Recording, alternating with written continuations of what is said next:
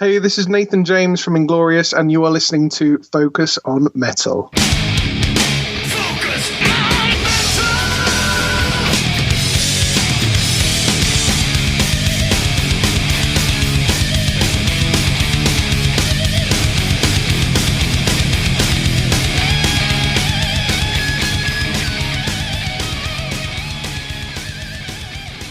Hey, Metalhead, Scott Thompson here. Got my can of Trooper cracked open, and I am armed and ready to bring you yet another week of Focus on Metal. Up front there in the intro, you had Nathan James from Inglorious, and if you like that band, I'll let you know they have yet another new album out, just came out recently, and they are out on tour. So be sure to check out all their social media, find out if they're going to be coming to a town near you. And if you haven't checked out last week's episode, definitely want to go do that. Great talk that Richie had with Jamie St. James, all about the what we are terming the lost tapes. So 30-year-old tapes that he and Tommy Thayer put together after they had been dropped from Geffen. It would have been the continuation of Black and Blue. So a little 5-song EP, and we talk about that with Jamie, as well as going into some Black and Blue history. So again, if you haven't heard that one, you can go up to focusonmetalpod.com.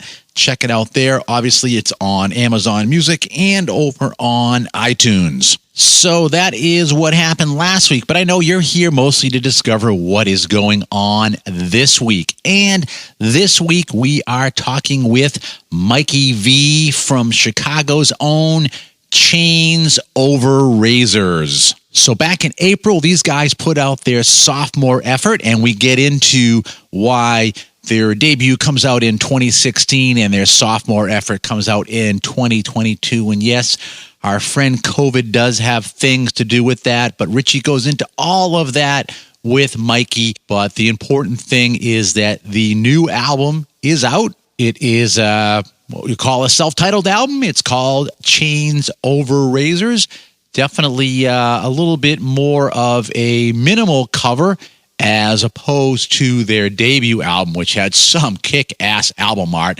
Either way, both of them have the involvement of the amazing Carmine Appice in the albums. And Richie will be digging into, what Carmine brought to the show with this one as well. These guys also have a new singer on board for this album, and a rather serendipitous story of how he actually ended up with Chains Over Razors.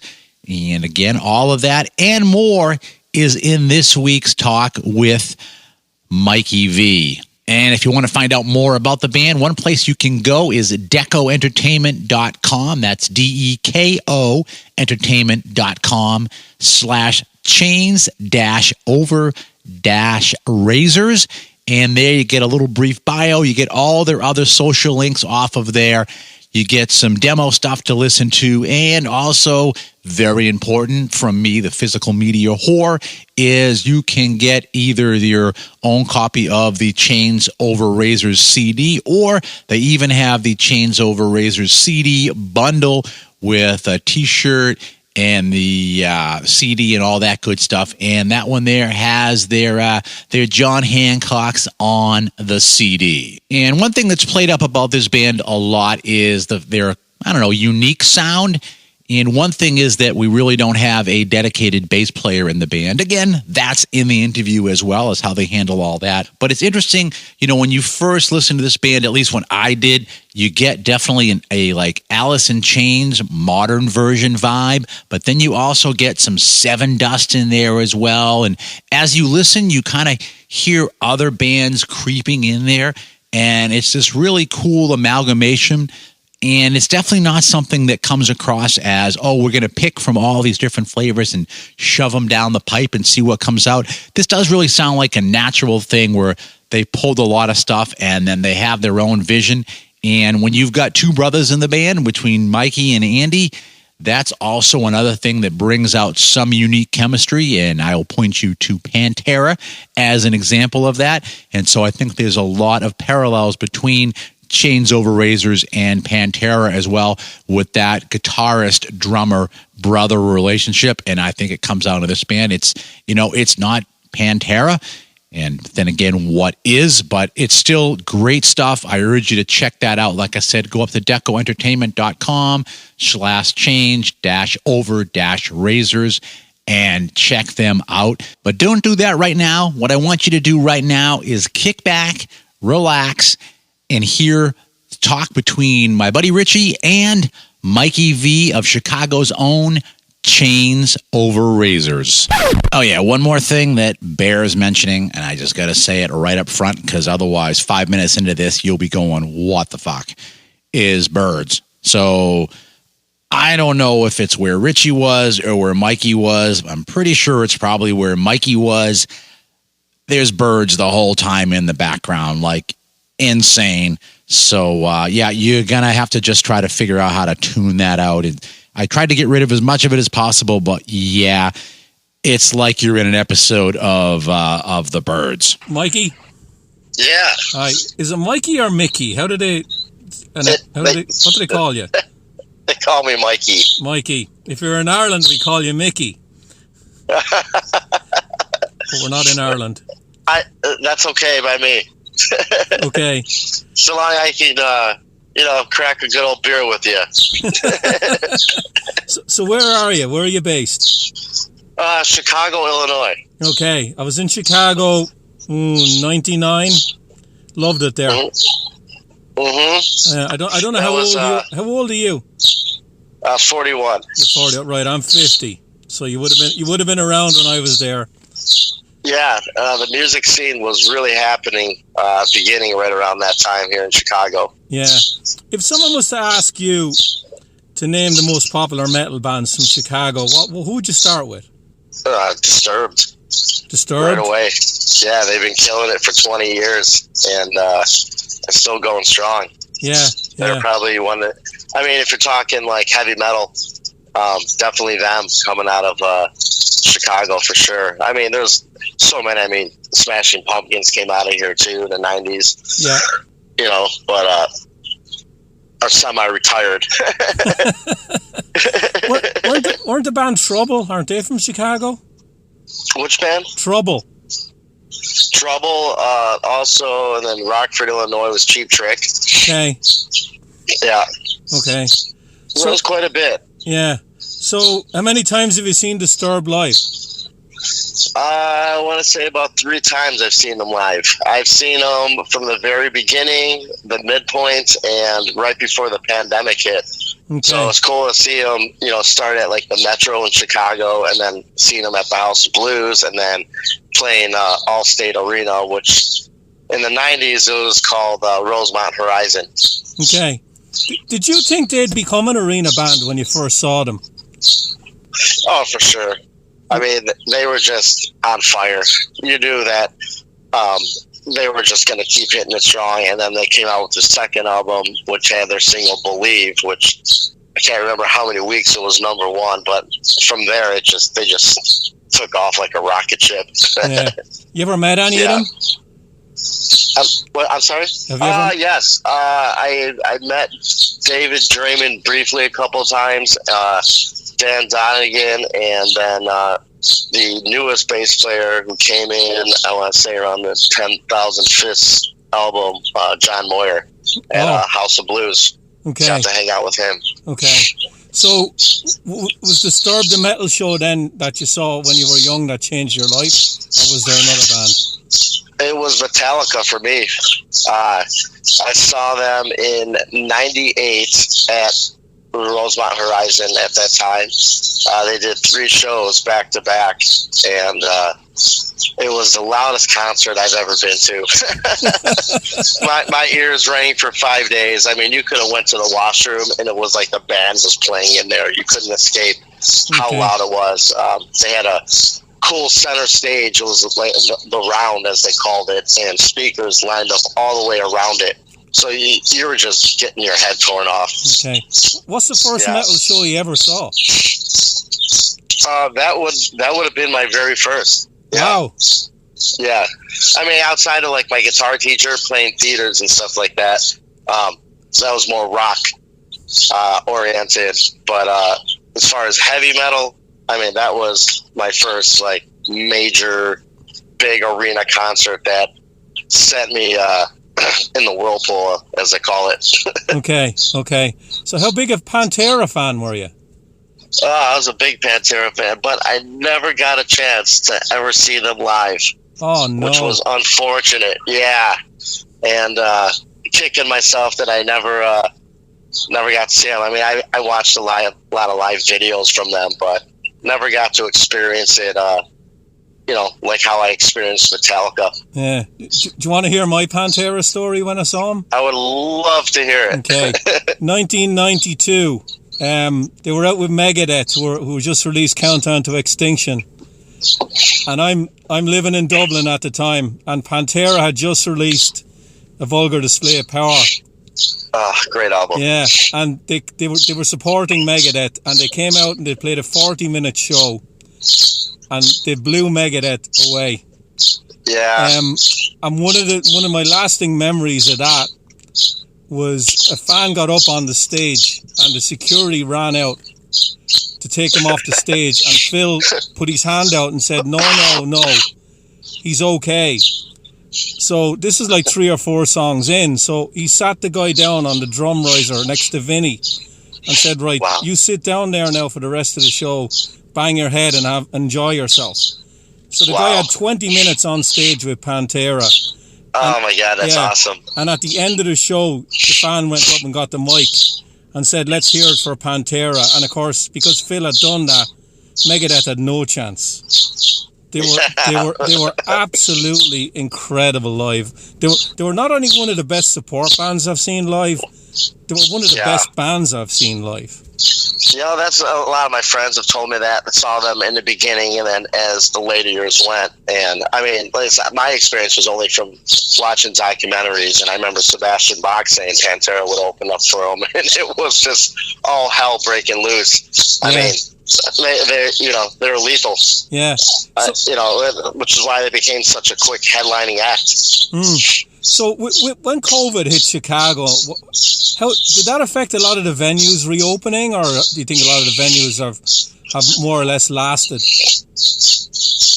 It destroyed a lot of venues. Okay. I mean, there used to be, if you want to go back 20 years ago, you could walk down the street, pop in and out at any venue, and it was always a packed house, and you met a lot of bands that you shared shows with, and you built that network. And then now, over the years, venues slowly closed, but there was still plenty to play. And then when COVID hit, the entire entertainment industry was the first to close, and it's still the last one to open up, and didn't get any help whatsoever, which was sad to see happen. And I would always read the news, and I would hear about another venue closing. Some new ones are opening up, but they're out of the city. So you'll have to travel out a little bit to these venues. And so it's not as many as there used to be. It's sad. Was COVID one of the main reasons that this is such a gap between the first album and this one? Oh, absolutely. There were other situations we were dealing with at the time.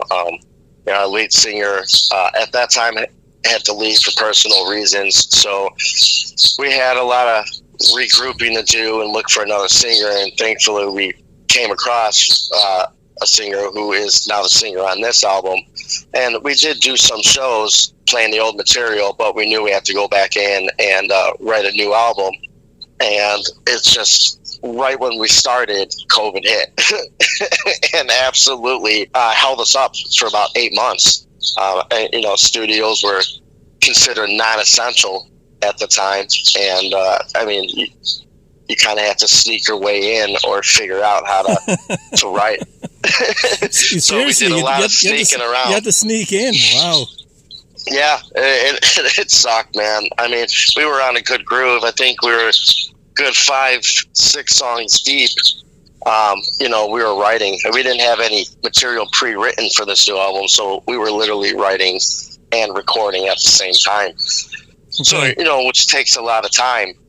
You don't know what you're going to capture, so there's a lot of improvisation that's been happening that molded where the songs were going. And then when COVID hit, it was like, we were out, I think, from March all the way till September.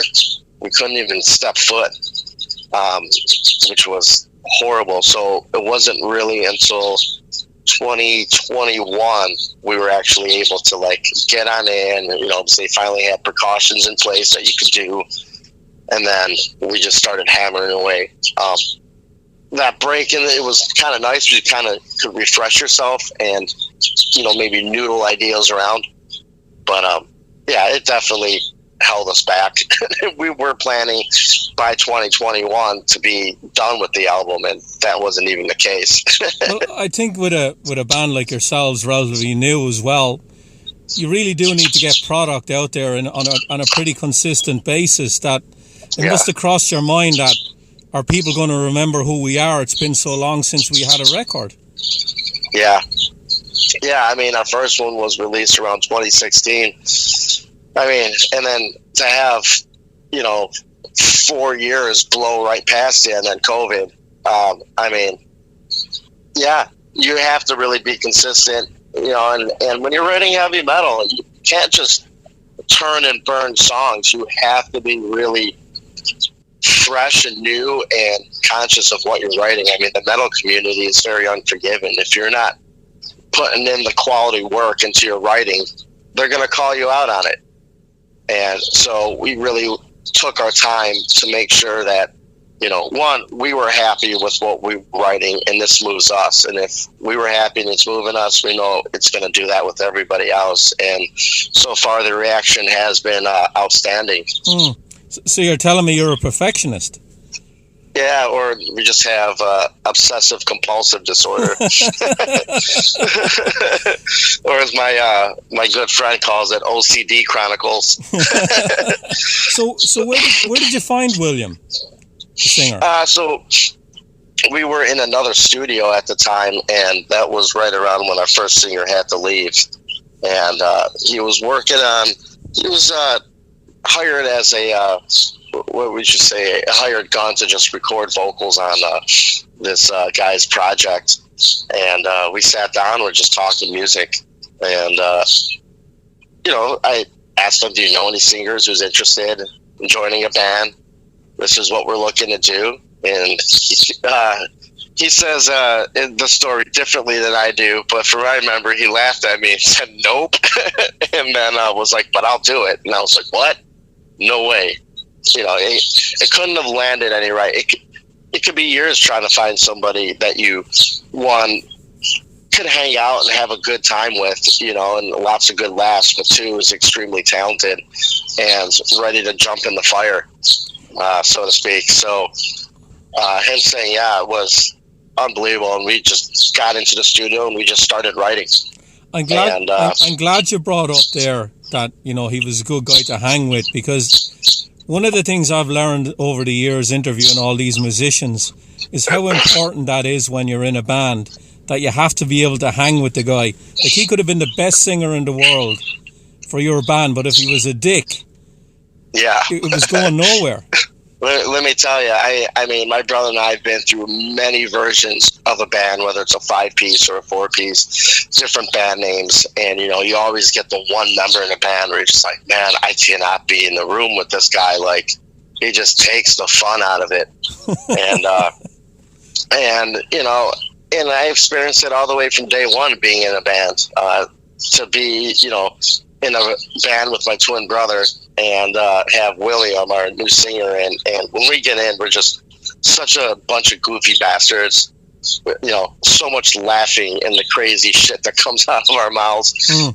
It's so funny. It makes it for a fun situation, and when we write, we just write, and it's so inspiring because everybody has ideas and it just keeps flowing. And then you're just trying to sort through the madness of ideas on what's going to be the best idea. So that would be the difficult part. Yeah. Now, I'm sure you've heard the saying over the years, that a band is like family, but in your band, there's family, right? Yeah. And this dynamic fascinates me. And one of the reasons why is I'm a fan of a band from New Zealand called Like a Storm. I don't know whether you know them. I've heard of them. Yes, right. They're a 4-piece band with 3 brothers, right? Wow. And one of the things I always want to know is if you're the other guy that's not the brother, at times that has to be awkward, especially now in a 3-piece, because he's in a band with 2 twin brothers, and when it comes to decide something, that I don't know how to phrase this properly, but that can probably lead to difficulties at times. It can be a little bit uncomfortable because he doesn't want to take. You understand what I'm trying to get at? Yeah. Sure. I mean, you know, in the back of the mind, I'm sure they're thinking like, well, they're always going to side together. Exactly. And, exactly. But I mean, it's very opposite with us. I mean, we're very diplomatic with each other, and we want you know, everyone's input. You know, I think the most disagreements would come in is between my brother and I. Okay. Well, that's brotherly love for you. Twins, we're opposite of each other. I mean, we are always on the same page. Yeah. And, you know, musically, all 3 of us are always on the same page, but there could be different reasons between my brother and I, you know. So if we wore it out, we wore it out. William could be the guy to be like, wait, hold on a second, guys. You know. So... And, you know, it's a very healthy but positive dynamic. So yeah. I definitely wanted to get into that with you because it's kind of unusual, especially with a 3-piece. Mm-hmm. You know, do you have any other brothers or sisters that play music? I have 2 older brothers. They don't play music, but they're huge music fans and have such a large collection of music. So that's where I hear all, you know, a lot of my music as I, you know, hanging out with them and hearing stuff. So, and that's always been something as a kid. You know, my older brother would be bringing home like Testament records and like, check this out, man, you know, or Sepultura, and check this one out, you know. So they were always an influence, you know, and even my parents, you know, when we were very little, you know, Elvis and Beatles. So, or, you know, listen to a lot of R&B. So it was awesome, man. To be influenced by such a variety of styles, see years later come full circle and translate into what we write, even though what we're doing is heavy metal. There's elements of that in there to a degree that you really wouldn't realize that we had that, you know. Yeah, it's very cool. So name a band or bands that you love that your brother can't stand. Oh God, is there a lot of them, or do you love the same music? We do love a lot of same music. Man, that's such a tough question. I mean, you're talking decades of music that inspired my brother and I. You know, we used to listen to records all the time as kids. You know, whether it was Kiss or, like I said, Beatles, we would wear out the vinyl. Yeah. So you couldn't even play the record anymore. Wow. I would definitely have to say one of the most recent influences, which was interesting. One, they have a lot of rock players, but country music, there's some country out there that's a lot of rock players in there. So you can really listen to what they're doing. I mean, if you listen to like Brad Paisley, I mean, that dude shreds on the guitar. I mean, it's unbelievable how clean his chops are, you know. And then, or Zach Brown Band, you know, or Keith Urban. I mean, these are rock guys, and they write great songs, even though they have these country roots in them. So, you know, we try to listen to not what we play, and especially in the writing process, I'll actually not listen to any music, just so that way I know that what we're writing is coming from us and not, you know, hey, that riff sounds familiar type of thing. You know what I mean? So generally, writing process, I stop listening to anything, so nothing's in my mind or in the back of my head. That's not easy to do. No, it's very difficult, but it's something over the years I've grown to do. But I can still hear the inspirations and influence of artists I've listened to through the years. Did you ever start writing a song and then stop and again, oh, I already did this? Yeah, all the time. That's what makes that's the hardest part about writing an album. yeah, you could be like, man, I'm just not jiving with this idea. Like, it's cool, but it's not moving me. I'll scrap it. And that might drive my brother nuts. He'll be like, why? It's good. I'll be like, no, man, I'm starting over. Run the click. Let's go. Okay. For this second album, was there anything left over from the debut, or do you just start with a new slate? There's ideas sitting around that we didn't complete because we just couldn't find the right moments to complete it. So we just put it on the sidelines and then just started fresh on another tune. So there's probably stuff that we'll revisit later, and maybe it's going to click because we're going to be fresh with writing in the near future. But most of the time it's going to be a clean slate. It's good to take a break from writing just because you're going to come back with a new perspective. And it's something I learned from my guitar instructors. They always say, like, it's good to take a break from writing so you come back with a fresh perspective or a different take on how you're going to do things, where if you just keep hammering back to back, you can start getting really stagnant in your writing and start regurgitating your ideas. And that is not something we want to do. We always want to keep every album a new level of freshness. So tell me the song on the album or songs that William had a huge input on, stylistically. Every single one of them. Every one of them. Every single one of them. The idea is, one, his rock vocal capability and his vocal range really opened up the palette for us to do things that we normally haven't been able to do, and his aggressive moments and how he's able to transition just from the background of music that he grew up listening to. So it allowed us to be rock oriented and very melodic, but if we wanted to get really intricate in parts of the songs, he was capable to pick up on that and actually ride on top of that, which was awesome. That really leveled a lot of things up. For example, on the opening track of the album Cut the News, we get to the bridge of the song where it just starts grinding. He was able to pick up and bounce off of that and really create this hop feel along with what my brother and I are doing, and then bring it right back to this big, beautiful melodic chorus. So, yeah. Do you think... And, always pushing us. He was always pushing us, and we were always pushing each other to level up. Do you think that this is a direction you wanted to go in anyway? Or do you think having William join the band made you go in that direction? I would say it's a combination of both. I think all three of us were pissed internally and had a lot of aggression to let out, even though we didn't know what we were going to write. But then at the same time, Will's influences in music did inspire us to bring that out further than we've ever done. So, yeah.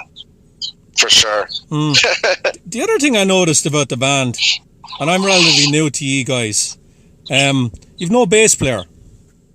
Yeah. You want to hear my shameless plug? No, go ahead. On how we do this? Yeah.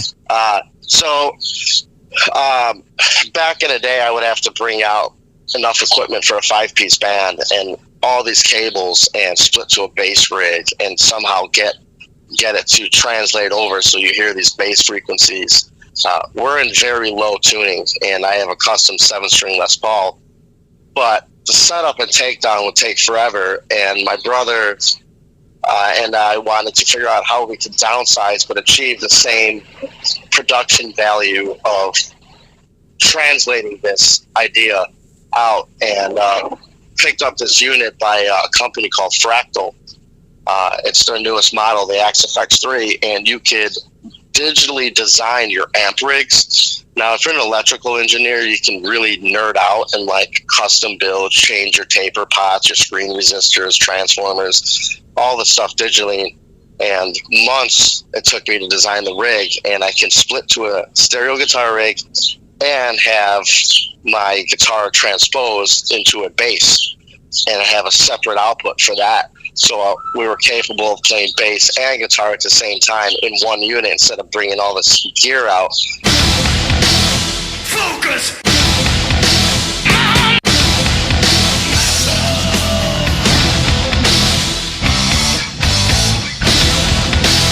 And when we did the second album, that's how we actually recorded it with this unit. So the way you're hearing it is the way we do it live.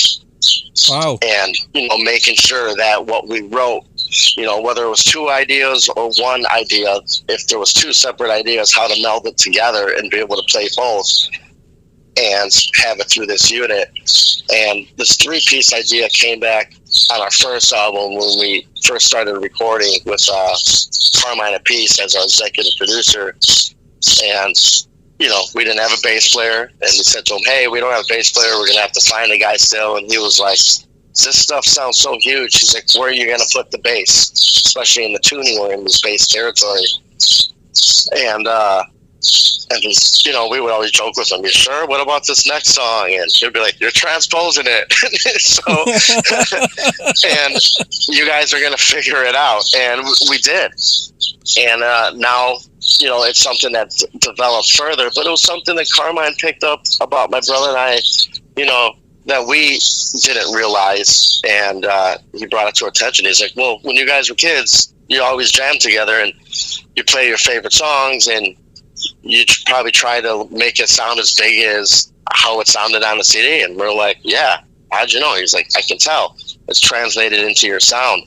So that was something that carried through that we never realized, and it took him to actually bring it to our attention. So that all further has developed since then. Why do you think a lot of other bands haven't done what you do? I'm sorry, you repeat that? Why do you think a lot of other bands haven't done it the way you do it? How they didn't do it, I don't know. I've had some bands be really pissed off at me about it. Yeah. Specifically bass players. Yeah. I mean, there was a show we did in New York where a bass player came up to me and he was just not happy. He was like, it's not cool what you're doing, man. You're taking away what our role is. And I'm like, I'm really not. It just works for what we're doing. I always believe there is a functionality of what a bass player can bring to the table.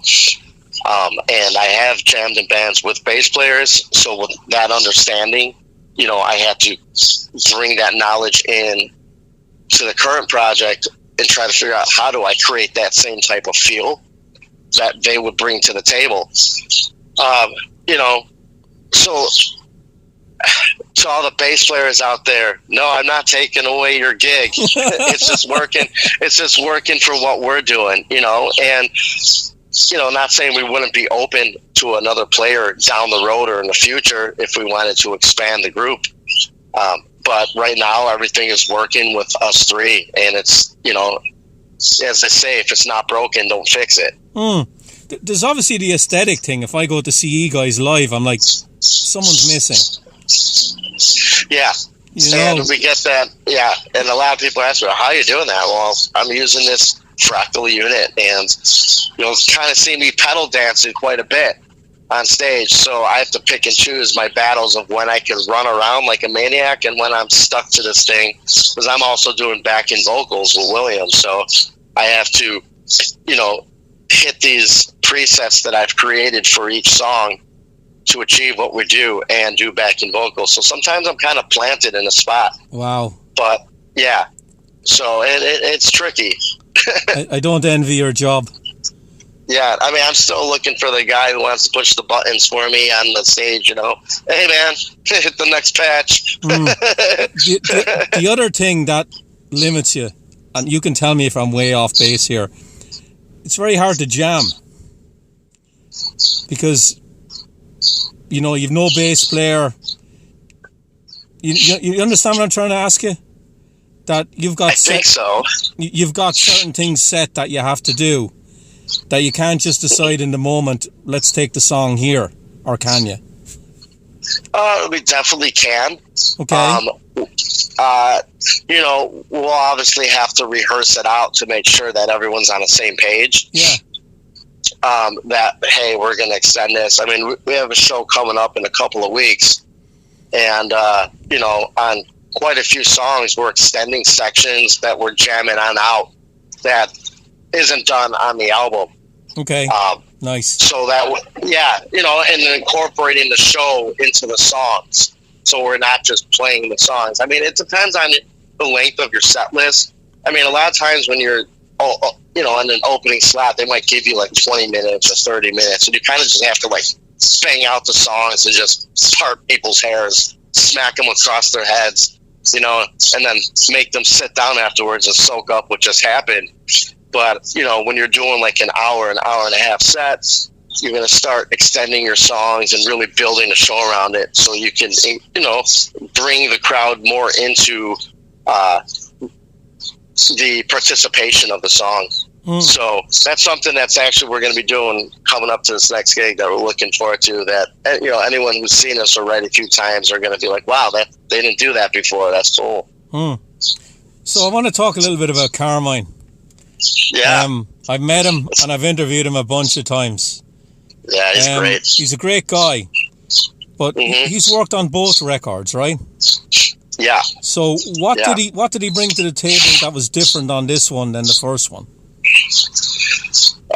Definitely pushed us further, that's for sure. I mean, the first album, it was just soaking up that you had Carmine in the same room, and you had that idea in your head, like, this guy's played with the greatest players in the world, don't suck. So you had that kind of worry in the back of your head, and you know, eventually you would get past that when you were working, and then you were just in full work mode. And then taking that knowledge that he brought to the table with arrangement and key changes and really focusing on the hooks of the songs, and the idea of, you know, hey, did you play that part before? Yeah. Okay, well, do something a little bit different on the next time around. You know, he would bring all that to the table. And that's something we went into with writing, always going like, what would Carmine say here? You know? So that way we can level ourselves up. So when he gave his input, he would always take it even a step further. And which he did. You know, there were, I would say, our first few songs, he was like, start over. Wow. And we had to start over. Yeah. And, you know, eventually we hit it on the head, and he was like, that's it right there. Now match or beat that song with every song afterwards. So he set a high bar for us. And that was the attitude we took on in. And there was moments throughout the album, he's like, hey, did you do that part anywhere else in the song? And we'd be like, well, no, just the one. Well, why not? That's a great part. Bring it back. So we would have to like rearrange the song again and then retrack it to get it that right. So he would, as soon as you think you're onto his game of like what he knows, he will pull a 180 on you. and yeah, and then he'll be like, and then he's even made a comment, oh, you thought you figured me out, huh? And you're like, yeah, I kind of thought I did. and then he's like, nope. So, and I'm sure your brother Andy would have sat down with him and talked drumming for hours and hours and hours. Oh my God. Yeah. I mean, at first, you know, my brother was extremely nervous. He's like, God, it's Carmine Peace, you know, greatest drummer, you know, rock legend, you know, and, you know, he would tell my brother, never do what was his quote? Never play the first page out of my book. And my brother's just like, oh my God, this is going to be crazy. And I remember a moment in the studio where, you know, I think I went to go and get a coffee or something. I come on back and they're both like drumming on a drum set in the live room, and I'm sitting in the control room like, what happened? Like, you guys are jamming? We're not working on an album anymore here. And then they're trading licks. Wow. Yeah, it's pretty cool. Have your dream come true for your brother? Oh yeah. I mean, Carmine sent me through a whirlpool sharing Led Zeppelin stories with me. I'm like, I need to go outside, get some air, What for? I'm like, you're blowing my mind right now, man. I'm freaking out. Have you read Carmine's book? Stick It? Yeah. My brother has. My brother bought it and he read it. I haven't had a chance to read it yet. I interviewed Vinny a couple of years ago, his brother, and Vinny said, yeah, I've read it, and he said, it's filthy. Yeah. It is, yeah. And man, get those two guys in a room. Oh, yeah. And it's an Italian ball busting session. It's fantastic. So what was the most difficult song to do for this record? There's always one that's really hard. God. One to write or what to play? I would say all of them are extremely difficult to play. My brother and I spent months trying to relearn what we wrote. Because when we were writing it, you're in the moment. You come up with the idea, the tape's already rolling, as they say, and you capture it, and you moved on.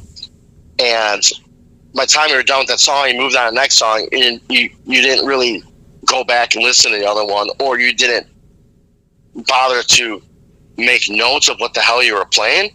Okay. And when we finished the album, my brother and I went back in, and we were, before William came on in, we needed to rehash out what the hell we wrote. And we had to go back and isolate the tracks and be like, what the hell did we play? Like, there's got to be a moment of why what we did. It makes sense for sure. But what the hell was I doing? And it's something where you kind of wish you wrote it down.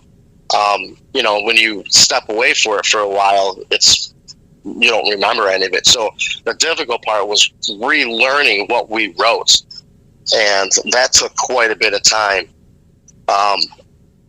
Yeah, so every single one of them, there's so many intricate details in the writing that's easily overlooked.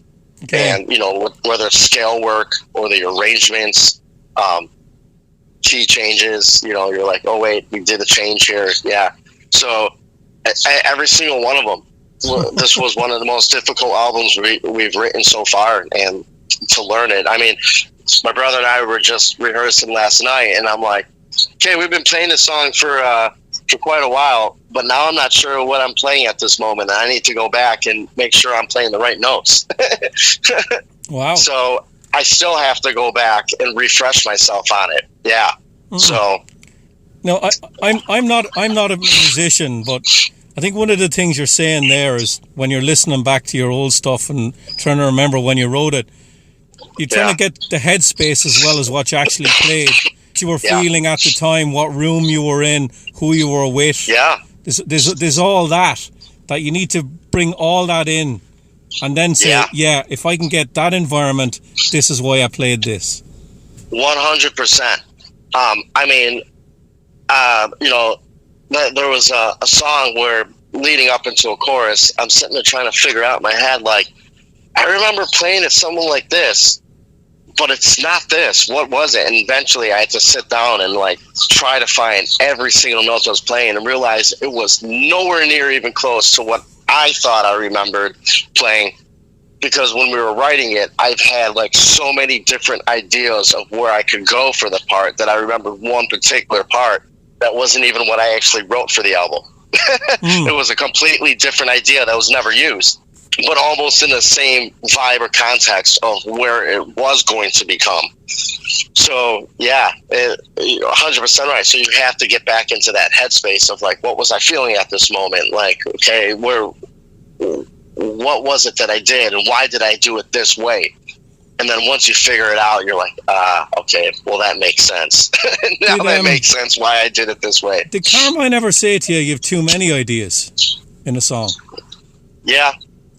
He's told us to scale it back quite a few times because it was just too much. And, it turned out he was right. We were like, okay, we got to scale it back.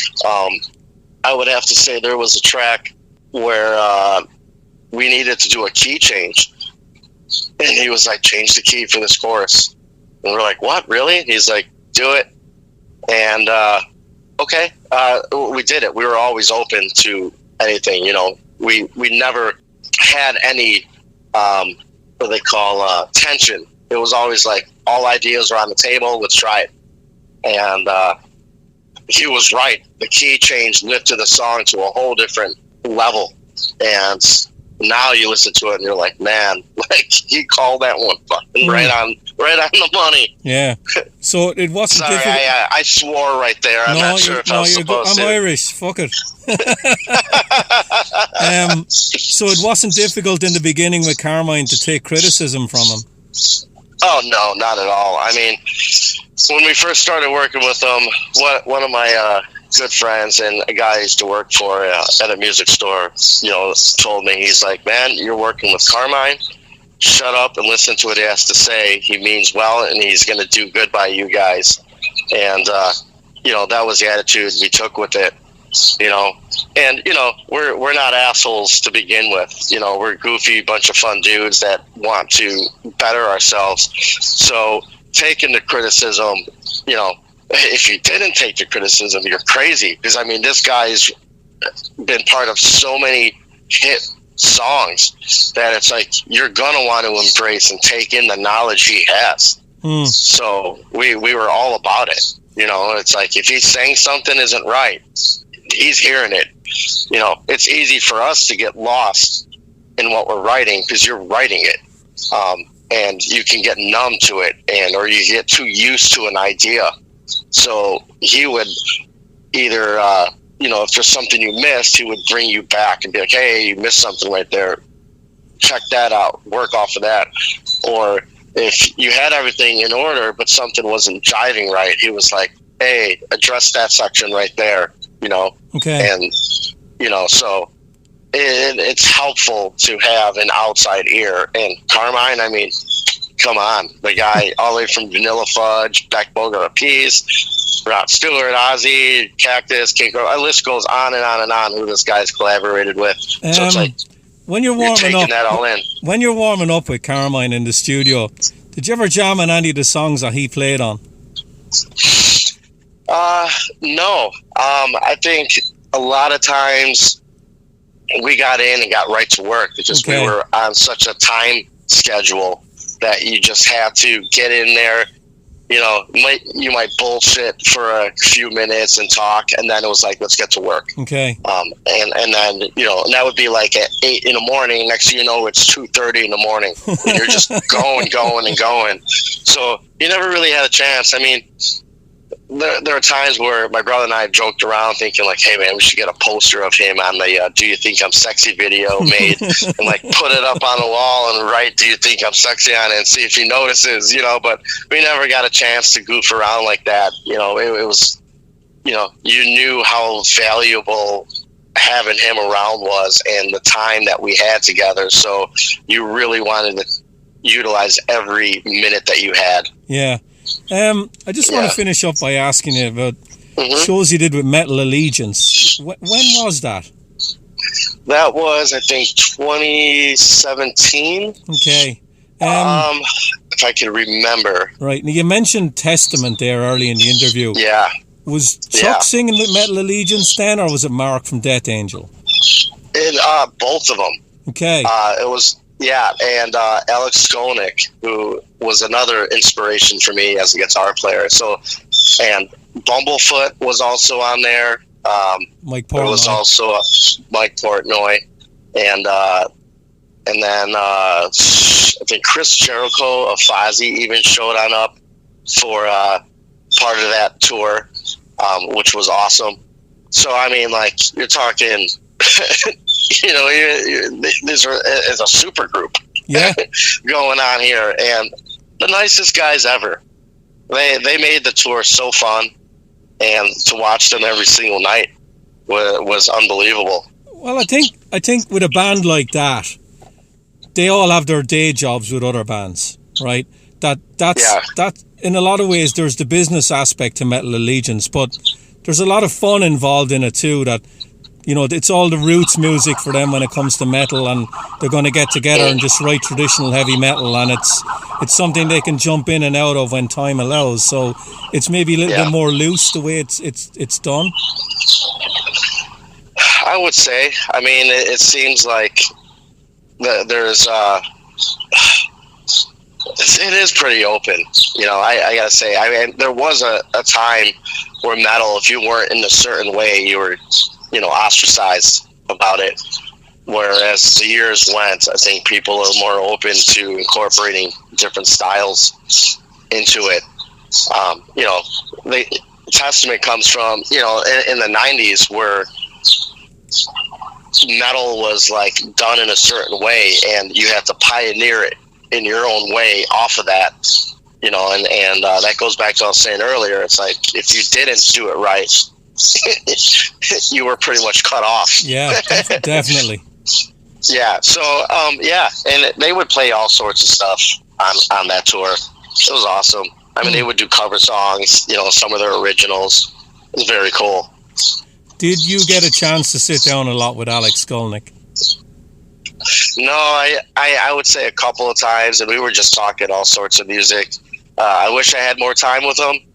The one guy I got to sit down with and just talk more in depth about the guitar was actually Bumblefoot, who's an amazing guitar player, plays that double neck.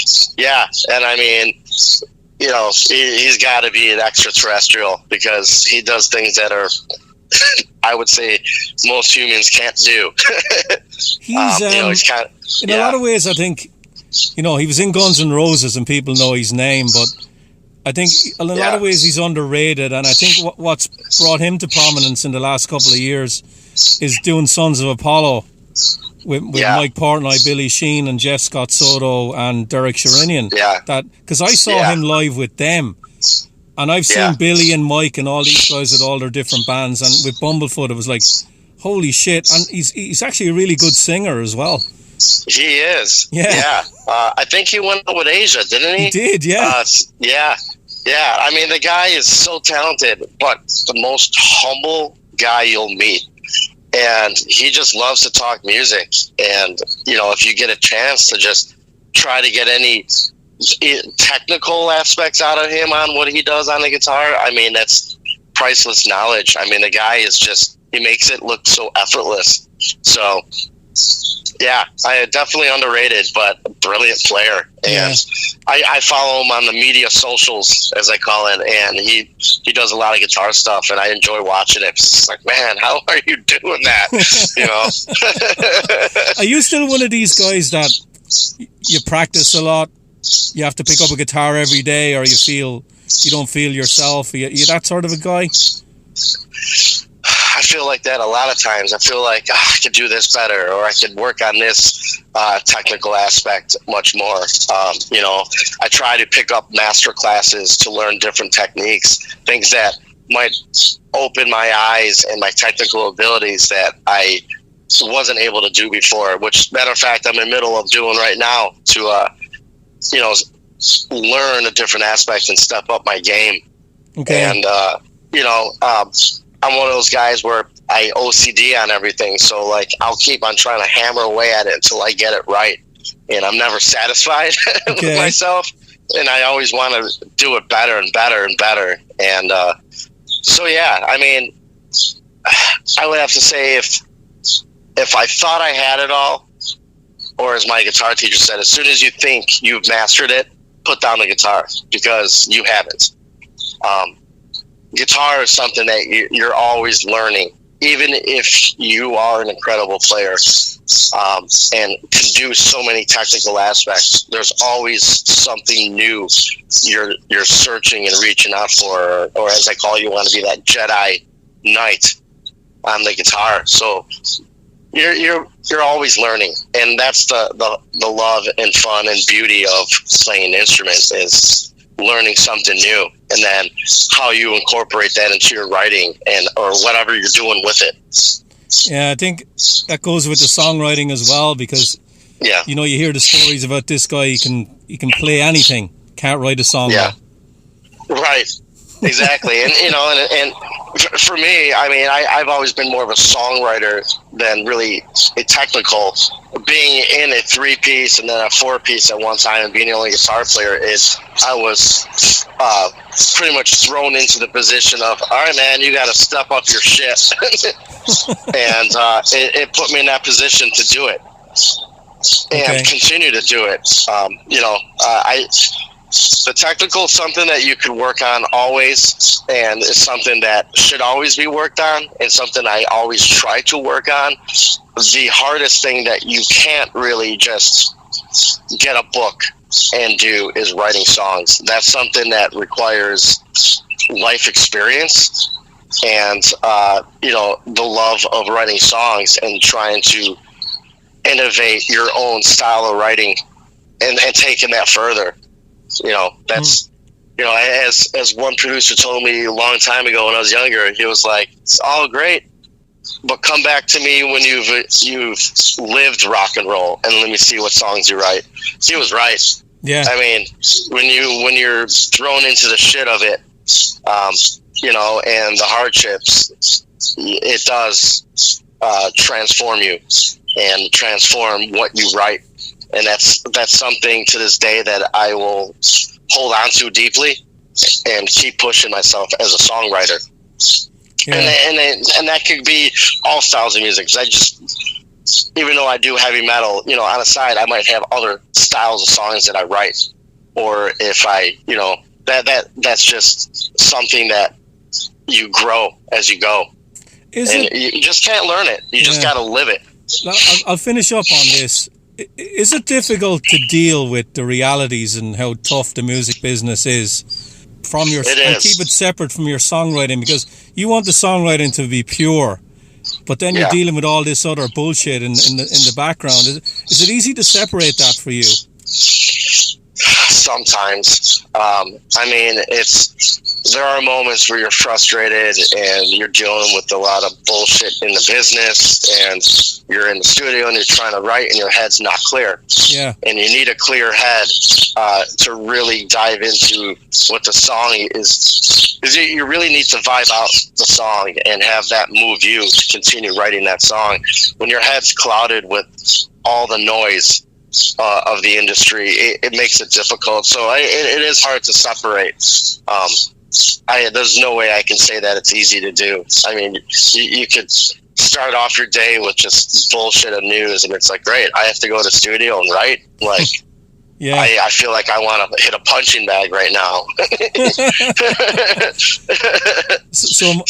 So, Mikey, tell me what's next for Chains Over Razors? Just hit the road and tour. That's what we want to do. I mean, that's where we shine. Live has always been where we bring the attitude on the stage, and then when we're off the stage, we're going to probably party your heads off and buy you shots. But to experience us live and to see how we do it, that's really where you're going to see that magic take place of what we wrote. And we want to play as many shows as possible very soon. We got a show coming up, but we have a bunch more shows in the works, and we want to continue on, solid throughout even next year, and just keep hitting it hard and, sharing what we do with the people who've never seen us and the people who have seen us to experience it again. That's really where we're at right now. Have you played much outside the U.S.? No.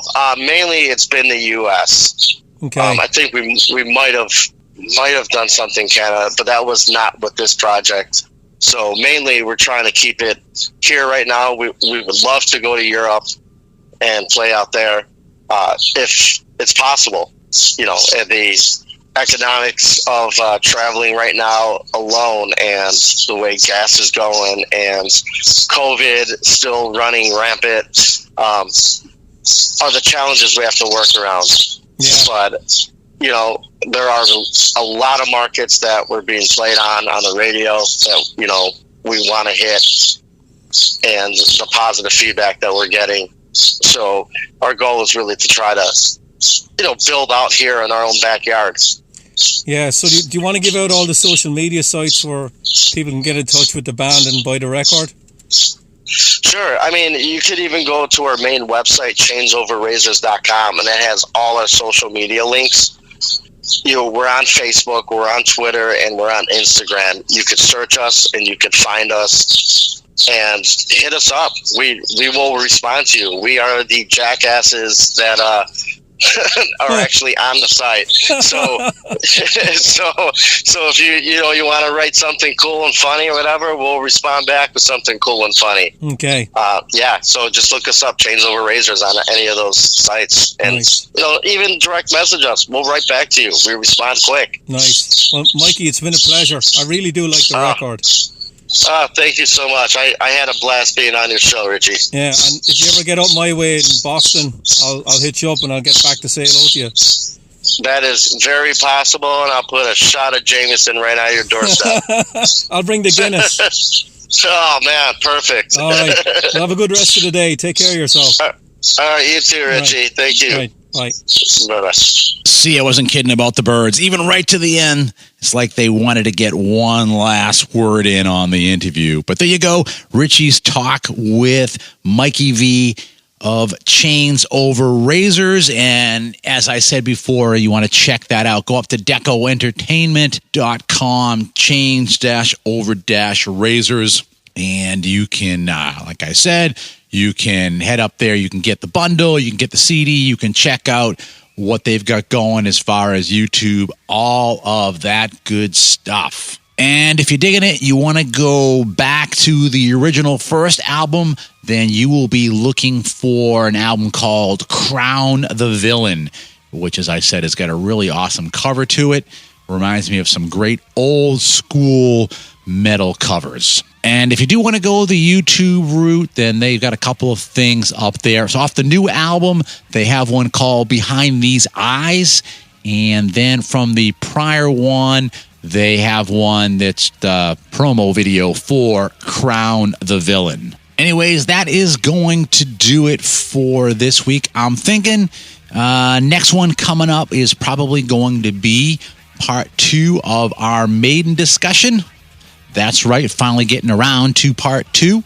And in that one, of course, we're doing the 3, 3, and 3. So continuing along, we will be talking about the Peace of Mind, as well as Power Slave and Somewhere in Time. So I think next up will be a mega shitload of Maiden discussion. But for this week, that's it. There ain't no more. Stick a fork in it. This puppy is done.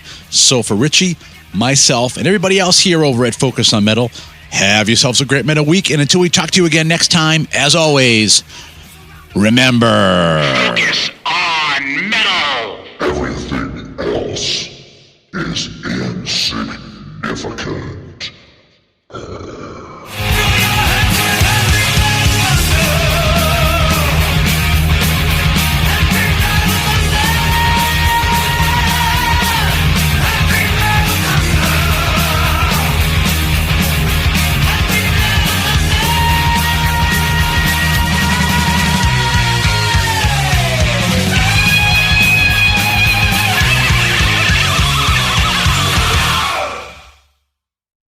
You're still here? It's over. Go home.